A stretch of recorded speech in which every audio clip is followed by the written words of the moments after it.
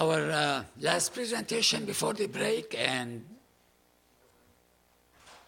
before the dinner and before the keynote to close the conference about the story, the launch of Ola later. And please don't rush out to the break after Alison's presentation, because I have some other stuff to give you and some other planning for the evening. The conference is not over yet. It's an experience that goes on and on and on. It's like the Energizer Rabbit or something like that. But it's my pleasure to introduce to you Professor Alison Baverstock, the president and founder of Alison Baverstock and Associates from the United Kingdom. We're so fortunate to have her here. We're fortunate also to have her first PhD student from the United States, our own Professor De Boenger. So, the floor is yours.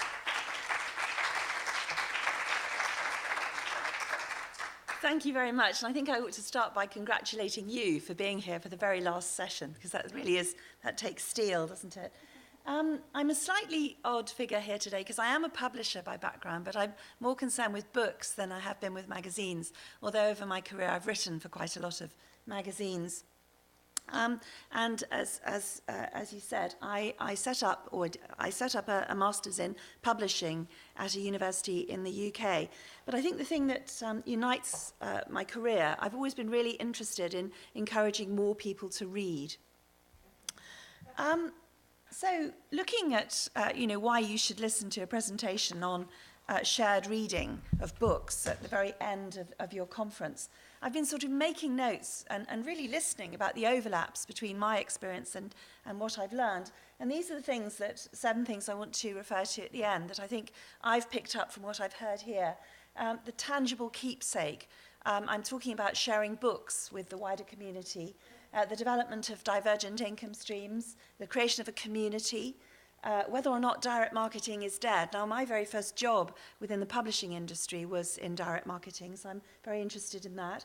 How to work with brand partners, and also how to spot success, and then what can be learned from sharing, as we've done for the last 3 days, between the UK and the US. So, the origins of my project draw really on 2 streams of research. Firstly, that reading is really good for people. I noticed Bo said something like, keep calm and consider content, make content. And I would adapt that to say, make people content, because I think reading actually makes people feel better about themselves, it develops empathy, and there's all sorts of research that shows how beneficial it is. And the second sort of research stream that goes into what I'm going to share with you is long-standing evidence in terms of making students feel welcome at university. And in general, the earlier you start to make people feel welcome, the more engaged they are and the longer they stay. And it's too late to start on engagement techniques once they arrive. You need to start a long time before they arrive. So what we did was I'd seen, I went to a conference about 12 years ago on how US universities use shared reading programs. They send out a book, or they give out a book to all the students who are about to join them, and this common reading program makes people feel welcome. I thought it was a completely inspiring idea, and I raised it at several sort of key meetings over the next few years, and finally got the chance to do it. And we did it really by undertaking staff-student research into whether students were interested in the idea. So we analysed the reading going on within the student population, and also raised the idea of doing a shared reading programme. And what happened was that we had much bigger responses than we expected. People were much more interested in a shared reading experience than we'd expected. And we went ahead and we produced a customised edition of Nick Hornby's book, the author Nick Hornby's About a Boy, which I think is quite well known over here as well, because there's a film, isn't there, which you've probably seen. And there you can see one of my colleagues from the library at Kingston reading his customised edition. We put our logo on the front, we put a letter from our Vice-Chancellor in the front of the book, and we put some readers' questions, and we sent a copy out to every single student who was about to join us, and we also made it available to staff. And you had a cat reading books. We had this dog is called Bonnie, and he's already read the next 2 books in our series as well. What we found really surprised us. We had immediate engagement from our students. They quickly went online, they tweeted pictures, they talked about being centre present, they talked about feeling welcome, less nervous, and that was really interesting. The other thing that I picked up from talking to our communications staff within the university was that if you give people something, if you just put a copy of actually it was the magazine she was talking about, if you put a copy of the university magazine in their email, in their pigeonhole, you get emails back from them saying, "I like trees, how dare you assume I'm interested?" Academics are a quirky lot. So I was thinking, how can we get staff to receive this book but actually not annoy them? And what I did was I persuaded our library, I contacted our library and said, can we have people come in and pick up a book from you? And they were really keen on the idea. And actually that turned out to be a very good technique. People were very happy to go and collect one because it was their own directed involvement rather than just being given something. And what I discovered at the same time was that the libraries offered this amazing distribution network across the university. So actually, from a publishing point of view, because I'm a former publisher and an academic, for a publisher to choose a book for the rest of the university to read was actually quite a controversial thing to do, because there are humanities academics, English literature academics, who felt that was their job. So there were regular occasions when it was difficult for us to get into the right meetings, but the libraries did it for us. The libraries are represented at every single forum, so that gave us this network for distribution.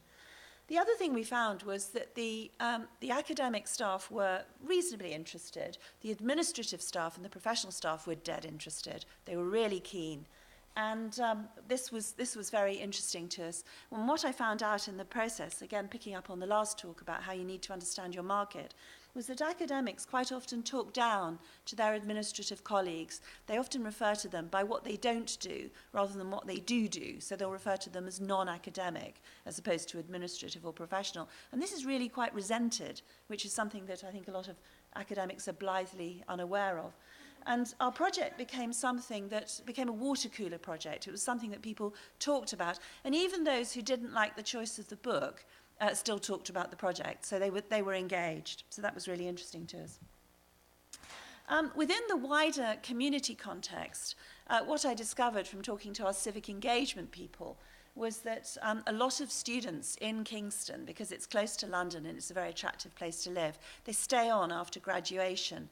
So a lot of our staff live locally, particularly the administrative staff. So I thought, actually, what we should try and do is use this reading programme as a project to engage the university with our local community. And this proved very successful. I made a very good link with Kingston Council, which is the local administrative body. And they were very happy they bought some copies and they're very happy to get involved and to have events in their libraries. And we also had a Twitter competition where you could tweet. We called it Extreme Reading, and we asked people to tweet a picture of themselves reading the book. And this was the winning caption. It was reading a book in the middle of a conservation project. So it went down well in the wider Kingston context. So the first book, about a boy, had been chosen by our Vice-Chancellor. He said he wanted to use it because, in fact, Nick Hornby is a graduate of Kingston University. But for the second year, we decided that we wanted to really integrate the choosing of the book within the institution as a whole. And what we did was we asked people right across the institution to nominate books. And actually we had over 100 suggested, which we thought was pretty good evidence of engagement. And then we created an algorithm. So we made up a list of criteria that we thought would make a good Kingston choice, and then we graded them according to how important they were. And then we gave each book a score according to these various criteria, and then we pressed go. And that produced our shortlist of 6 titles. And then we had a panel of real humans who read the shortlist of 6 titles. And it included everyone. You can see one of our reception colleagues right in the front wearing the grey shirt, and then just behind her, and she's almost obscuring him from view, is our Vice-Chancellor. So it was a complete cross-section of colleagues. So that's how we chose the book. And this was the shortlist they were choosing between, and then we eventually chose the humans, which is the bottom right. Now, in terms of why the library decided to get involved, just to spend a couple of minutes on that, it met their goals for sort of reaching out across the institution and being more visible. So through asking them to get involved, we were actually playing into their court. They were very keen on this because it emphasised the library as the sort of central learning hub across the institution. They also were very keen to promote the book via social media, so that sort of backed up our efforts, and again, it sort of encouraged engagement with the library. The library significantly used their own budget to buy books, so they bought copies of the 6 titles on our shortlist and made them available in every library across the university campus. They also they incorporated the book in every single preparation class they were running. So when they were explaining how to construct a reference, they used our book. When they were explaining how to find something in the library, they used our book. They also used the book in welcome sessions, and they also used it in their own training sessions. So by sharing our project, rather than sort of saying, actually, it belongs in our department, nobody else is having it, by making it freely available, it got much greater traction across the institution. At that point, we started looking at other partners to bring on board. And the first thing was the reason to come to conferences is always that you network. And I met at a conference somebody from Edinburgh Napier University in Scotland. Very similar organisation to us in that they recruit we're a relatively new university, and we recruit a lot of first-time students, so with no family tradition of going to university. But they have a very different racial mix. Ours is very broad. We're the university actually in the UK with the most number of nationalities within our student demograph. They have a very limited range of students who mostly, again, live locally, but are very, very white. So we worked with the library staff and with the academic staff at Edinburgh Napier, and we produced a special edition of the book for them. The other partner that we involved was the local council. I mentioned that we discussed it earlier with them, and in our first year we just gave them some books. In the second year we sold them books, and they rolled it out across the 7 public libraries in the area. And there was a key event at Surbiton, which is a sort of part of the Kingston Borough, where they had booked me to go along and talk about the project. And I went along with 2 PowerPoints. I went along with one PowerPoint to talk about the project, because people are generally quite interested in what we're doing. The second PowerPoint I took along was assuming people had read the book, and I didn't know which one I'd need. And the first surprise was that 40 people turned up. Well, that's quite a lot for a library event. And the first thing I did was said, could you put up your hand if you read the book? 39 out of 40 had read it, which was a real game changer because it made us realise that actually this is going to be a success. The other thing about selling books to the Library Authority and to the borough and also to another university was that it raised our street credibility, because always within an institution other people have projects as well, but the fact that other people from outside the university were buying into our project created a momentum which was really helpful to what we were doing. Oh no, something's happened. It's not wanting to. Oh, there we go. Other community involvement that we got that we set up was, as I say, I've had this sort of lifelong commitment to encouraging more people to read, and I've always wanted to do a project with the homeless, because it seems to me that being homeless is actually really boring. And there are all sorts of awful things about it, but one of them is that you have a lot of time to fill and no sort of routine that most of us have. So we made a link with a local shelter for the homeless. I went along to a training session and talked to their volunteers about how they could use the book. And then we went back with the author. The author of the book is actually the one on the black T-shirt on the other side of the book. And I so agreed with your point about eating with people. And it was really important that we went back, we had dinner with them, we shared a meal. And it was such a powerful session, because the author, part of the book is about depression and how to manage it. Big correlation between people who are homeless and people who have depression. And it was a really powerful session where we talked.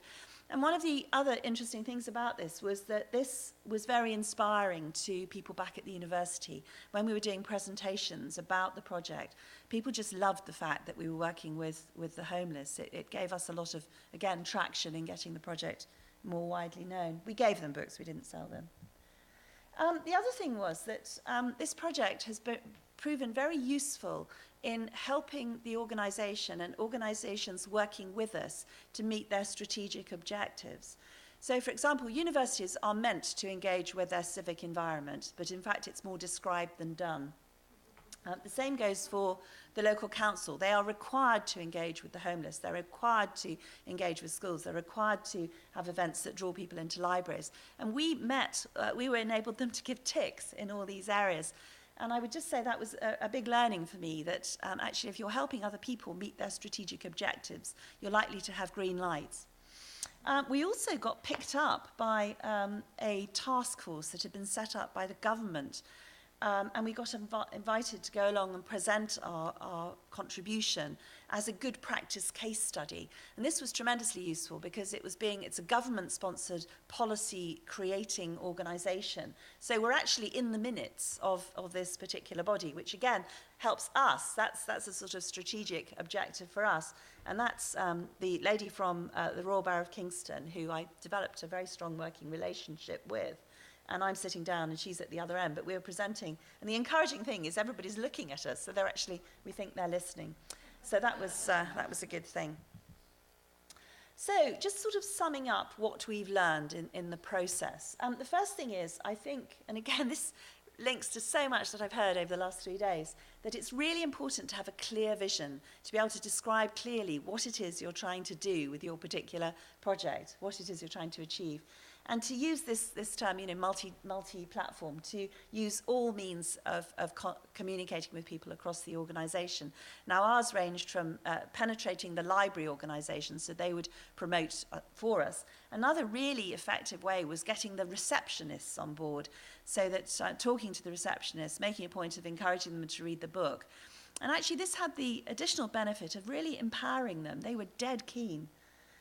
Ensuring transparency of process, it was very important that the scheme felt owned across the institution, so encouraging people to become involved was very significant, and finding people to enthuse about what we were doing. We constantly encouraged other people to share the outcomes and to feel part of it. It was never boundaried, it was never owned by just our department. So those were our sort of major learnings. We had a few unexpected benefits. We won a prize. We won Best University Project of the Year. And in fact, that's why I'm here, because I won some money. So I used it to come. And I've been having sharing sessions with the Common Reading programme that's run here, which is very well run here, actually. And we had a really exciting session on Tuesday where I arranged a Skype session where the librarians here talked to the librarians in Kingston, and we shared ideas, which was very, very, very powerful. So, particular benefits. We discovered that this project was much more popular with students who live at home than students who live in the halls of residence. And that fitted completely what really we should have expected, was that those who are receiving the sort of organised fun of living in a hall of residence have people living around them. But if you're a first generation student, certainly in the UK, it's more likely that you're from a lower socio-economic demographic and you probably live at home. And these students really benefited because they had the book as a physical object to be recognised by, reading it on the bus, because a lot of them have long commutes. Reading it on the bus, it was a badge of office. It was something that enabled them to connect with each other. The other benefit was that there was a really quite significant reduction in our dropout rate. It went down by 24%. Now, obviously, Success has 1 million parents, and I can't claim the whole credit, but this was the only new project that year. So there will be other reasons, like we were developing our personal tutor system, and the Welcome Week activities had gotten much better, but it had been sort of up or down by 2 or 3%, and then this sudden massive drop of 24%. And last year it went down by a further 15%. So I think to me, that's pretty strong evidence that it was working. The big surprise, because we'd started by questionnairing the students to find out, how much they read and how popular the idea of shared reading was likely to be. So we knew that they were pretty certain to like it. The big surprise was how much staff liked it. It got adopted all over the place, that finance and estates, which is estates of people who look after the buildings in the UK, they both adopted it as a team-building exercise. The HR department, Human Resources, asked if they could have copies to give out to new recruits, so it was made part of the induction process. And lots of staff came along to the event. So that was, people talked about feeling more connected, more in touch with each other. So that was very, very positive. I've now published 2 papers, and all the students involved, I've actually written it with them, put them on the paper.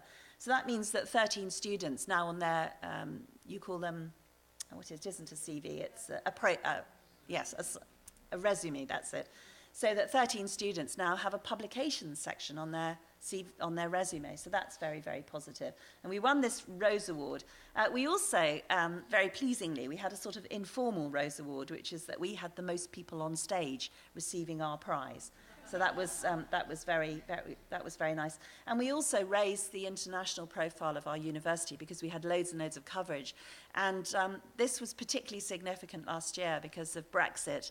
And, you know, we were confirming that we were still very much open for business. So that was good. Now, in terms of just going back to the relevance to what I've learned here and summarising these points, the tangible keepsake, we did actually test the physical book against a digital version, because we did a deal with a digital platform that digitizes books and makes them available and allows a long online comment. And students were interested in that, but in general, they only signed up for the digital version if they were already digital readers. So if they had a habit of reading ebooks, they would sign up and have the ebook version, but they all wanted the physical version. And it was one of the librarians who pointed out to me that she never saw any copies lying around. They were never in waste bins. They were always, you know, valued. And it was this sort of emotional, tangible keepsake of the first thing they received from their university. Because, as I mentioned to you, I have a background in direct marketing, and I know about the significance of timing. So what I did was I had the books packaged up and ready to go, so that as soon as they made their grades, and so were gaining a place at the university, the books were sent the next day. So they were getting it before they'd even accepted the place. So that was important. The development of divergent income streams, well, I think that's what we're doing. We're developing new ways of selling the book, which feed into the profitability of the project and fund more research. So that's a valuable thing to do. We're also adding an income stream to the university more widely, because if, as a result of students deciding to come as opposed to not to come, you know, it only needs 2 international students to come, and we've paid for the project. So, you know, it's pretty cost-effective marketing. I think it's been very effective in creating a community within our institution. Like all institutions, they go through change every now and again. We've just changed our vice-chancellor last year, so there's a lot of, you know, thinking through systems again. And the big read, this common shared reading experience, I think has made people feel more connected. It's given people something to sort of hold on to in a period of change. Direct marketing is definitely not dead. As I say, these packages we made up. I'm sorry, I forgot to bring an actual package with me, but we packaged it up in a polylope so that you could actually see through the package, you could see the book. And we even had students complaining online that their parents had paid us the compliment of being unable to wait for their student to open it. They'd opened it for them. We did things like I put the return address as the Vice-Chancellor's address, so that the very first bit of post they were getting from the university was actually the head of the university. I thought that would be quite flattering to them. And we definitely know that direct marketing worked. You know, they were very pleased, they're very happy. They tweeted pictures of them reading it, and they talked, as I say, about being comforted and welcomed, which was comforted, I thought was a lovely, lovely word to use. How to spot a success? We had various signs. I mentioned the event at a local library. I mentioned the fact that the staff were very keen. In fact, the staff response was such that we had to organise 2 reprints of the book. So we started off by printing 10,000, and we then had to print a reprint of 2,000 and then another reprint of 1,000. And in our second year, we printed 28,000 books. So that was, you know, that's a lot of books to be circulating. And then I think what we've learned from sharing ideas with with your colleagues this week. I mean, they were very interested in our civic engagement. They were very interested that we've managed to sell copies to local organisations, and they were very keen on that. What I found out from talking to them, actually, is a lot of the related events that go with the project are actually organised by the libraries. So I shall go back and encourage them to do more. And also, our project now sits within the faculty I'm part of, where my publishing master's is. But actually, within your university, this university here, it's actually headed up by the Vice Chancellor for Student Engagement, which perhaps would be a more logical place to be. So I thought that was a very interesting thing to do. And we've changed our choosing committee every year to give people a fresh chance. What you do here is you have a rolling 3-year involvement, so you get people doing it for 3 years in a row. And I think that's probably, in terms of sustainability, that's probably a very good model to go back and think about. So, I think that's all I had to say, yes. So I'd like to thank you for giving me your attention for the very last session. But I hope you feel it relates to the magazine world. I feel that I've learnt a lot from being here, and there's a lot of common ground between the projects. And perhaps I could just ask if anybody has any questions that they'd like to ask. Questions? Has there been any interest from any other universities or schools? Yes, that's a really good question. Well, actually, so in our first year, we did it just with us. In the second year, we collaborated with Edinburgh Napier University. And in the year ahead, there are 3 more. There's the University of North Florida who are going to do it with us, the University of Uppsala in Sweden, and another university in the UK. So, and I am getting invitations now to go and talk about it as a project for student benefit, as opposed to, I've done conferences on sort of shared reading within the literacy research area, but I'm now getting invitations to go and talk about it as a strategy within university retention, which is quite interesting. But we are open for business if anybody else wants to join us. How is that we have here on campus the freshman reading experience? That's right. How is that different than? Different from ours. Well, as I mentioned, we had that Skype session where we were comparing notes, and you hand out your book at the orientation sessions. Now, we tend to not, we don't have orientation sessions. We have a number of sort of study skills schools for students who we think will need particular support, or international students. But mostly the students arrive for the first time. They come and they're interviewed, but that's a long time ahead. But then they arrive for the first time in September. So we post our books. So that's a big difference. Obviously, there's an associated cost, but what we found is that students are more likely to enroll and certainly more likely to stay if they've had a book. Yes? How did you print it? Did you print it, you said you printed out books? Right, well, Amazon?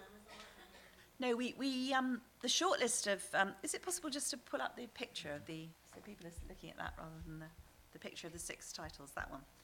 So what we did was we had this short list of 6 titles, and once we'd arrived at that short list, I contacted each publishing house and said, before we released the title names, and said, we'd like to work with you. Are you willing, firstly, to make your author available? Because the most important, the various criteria that we drew up for selecting our book, our number 1 was that we really wanted an author to come along and speak to the students. So a live author, and another one was we didn't want a book of longer than about 350 pages. So War and Peace would never have made it on both counts. So I contacted these 6 publishers and said, we'd like to work with you. Will you make the author available? And also, will you work with us to create a special edition at a reasonable price? And they all said yes. So, I mean, it's a fantastic boon to the publishing industry, really, because to have this many books circulating is good.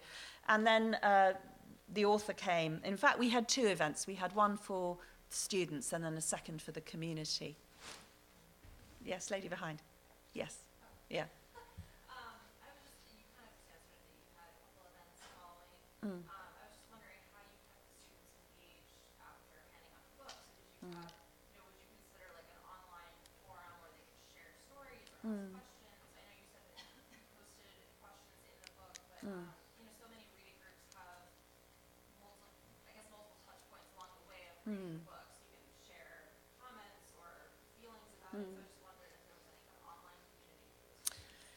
Well, we sent them the book, and we included in our direct mail package, we included a letter from the author. So we asked the author if he would write about how he'd felt to start at university. And that was a really wonderful idea. It wasn't mine, it came out through sharing the projects, and somebody else suggested it. But the way both authors approached this was to write something really empathetic about how nervous they'd felt and how they weren't sure they were doing the right thing. That prompted a lot of discussion online.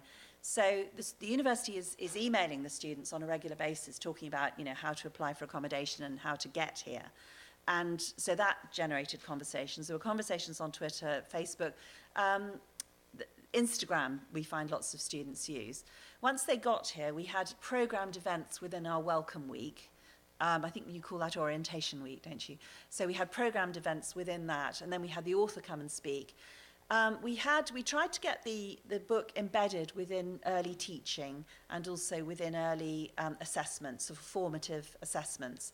So we tried that, and the thing is, every time we do it, it gets a bit more accepted. The other thing we did was we organised what I called a balloon debate, which is I got people from across the university to talk about how the book impacted on them, so how it linked to their teaching or how it linked to their personal experience. So in the case of About a Boy, it's about welfare and it's about safeguarding, and there are issues to do with bullying and drugs. And so we had people from different disciplines talking about how it impacted on them. So, I'd always like to do more. And as I say, having found out from colleagues here that it's actually the library that are organising lots of events, I should go back and say, this is what they do in the University of Mississippi. We should do the same. But we can always do more. Anybody else got a question? Right, I'm sure you all want your dinner. Thank you. Oh, no, Thank you very much.